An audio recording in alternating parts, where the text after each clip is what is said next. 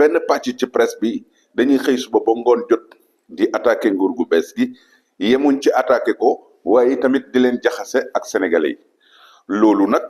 comme ñoom biñ nekkee ci opposition bi dañu daan critiquer ñoom bañuñu ku leen critiquer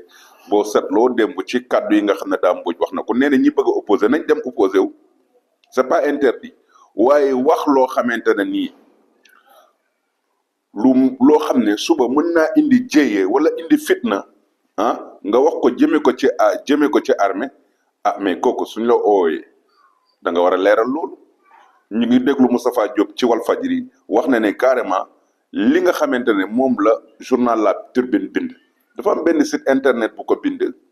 bi ñu waxoon ne moom ko ñoom ñoo ko bind ñoom ñu wax ne xibaar bi fa lañ ko jëlee mais site internet boobu defaat na communiqué wax ne moom